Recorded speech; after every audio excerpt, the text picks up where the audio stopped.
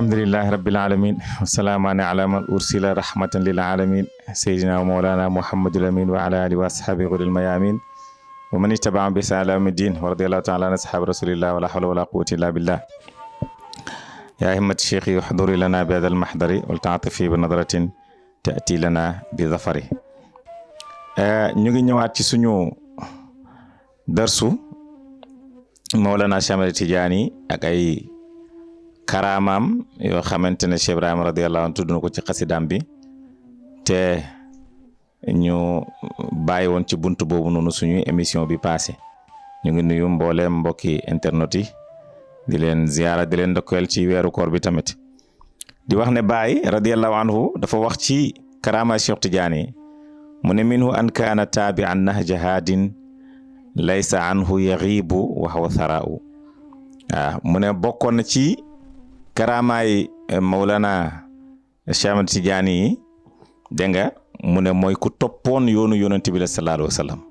ku toppoon sunna yonent bi la sallallahu alayhi wa sallam dégg nga moom Mawlana Cheikh Tidiane radiyallahu anhu dégg nga ku toppoon sunna yonent bi la mu ne musut ko fàddu tamit laysa anhu yaxiibu wa huwa tharaa'u nekkuloon lu ko fàddu tamit ku xamoon yonent bi la dégg nga ku toppoon sunna yonent bi la sallallahu alayhi wa sallam dégg nga bàyyi mu ne loolu nag yëkkatiku la gis nga loolu mu nekk wax joo xam ne boo ko dégloo dafay mel ni lu woyof parce que topp yonent bi wala topp sunna yonent bi karaama la da nga yaakaar ne lu woyof la fekk déedéet nekkul lu woyof dégg nga lu mu lay jàngal daf lay jàngal ne la Cheikh Tidiane radiyallahu anhu jaamab yàlla bu sell la woon ci jamonoom dégg nga daawul mooy boromam te ku ragaloon yàlla la ku daan jaamu boromam la waaye ku toppoon yonent bi la sallallahu alayhi wa sallam ak sunnaam yonentu boobu nga xamante ne moo nekkoon maamam yaa ngi dégg sallallahu alayhi wa sallam lu tax nekkul lu yomb suufiyanke yi boo ñëwee ci mutasawifu ne dañu wax ne bokk na ci karaamaay xutbu mooy ndiggoom du rëcc benn yoon ci sharia xutbu waxtu woo xamante ne ndiggoom rëcc na ci sharia rek dégg nga su boobaa danañ ko rekki ci xutbaaniyatoom moo tax nga dégg Baay di wax ci beneen bayit naan wa saana ilahi nafsi dahra la ura amilu ila ma laysa fi shar'i jaiza dégg nga yàlla fegal na sama bakkan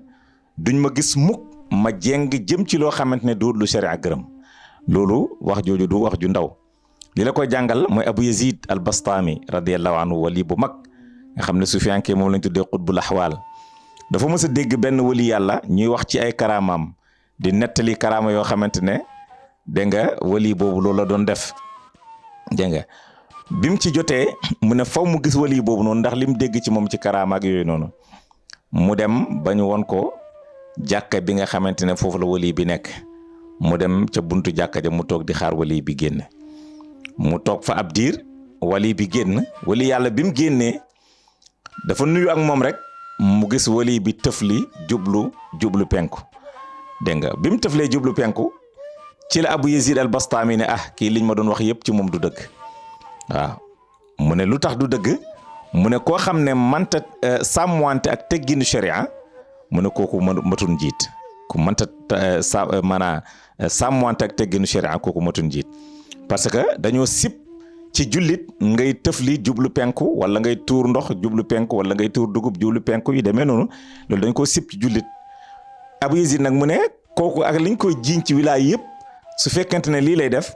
dëgg-dëgg wilaay biñ koy jiiñ loolu des na nekk wali bi nga xam ne moom la doon xaar ci moom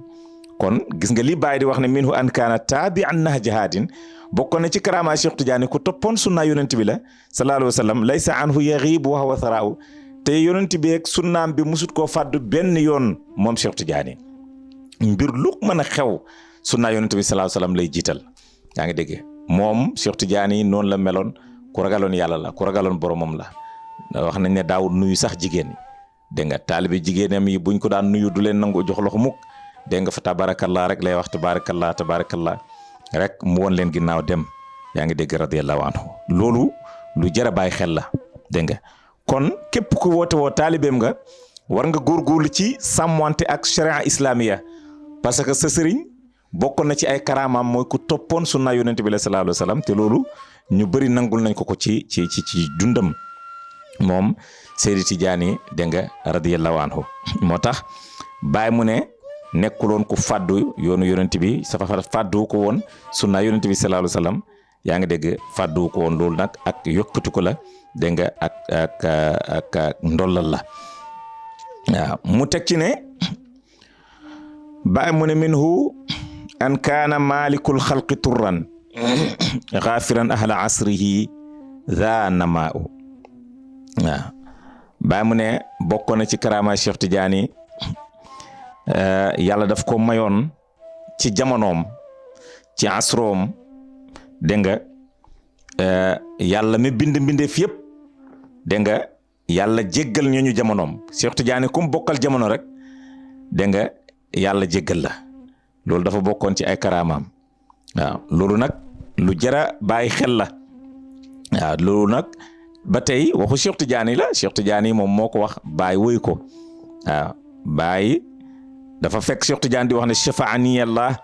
fi ahli asri min yawmi wiladati ila yawmi hululi ramsi Cheikh Tidiane mu ne man yàlla ràmm na ma dégg nga yàlla ràmm na ma dégg nga ci sama ñooñu jamono dégg nga keroog bi ma juddoo ba keroog bi may tàqale ko sama roxo yaa ngi dégg yàlla ràmm na ma jéggal na tamit képp koo xam ne bokk na ak yow jamono waaw ci biir loolu ba mu koy wax am na benn saxaabaam bu ci nekkoon saxaaba bi ne ko yokku nañ ci 20 fukki at dégg nga Cheikh Tidiane ne ko loolu foo ko déggee mu ne ko maa ngi ko déggee ci Seydi Ali Harazim Barrada dégg nga mu ne ko Seydi Ali Harazim moo war a wax loolu mu ne ko waaw après mu noppi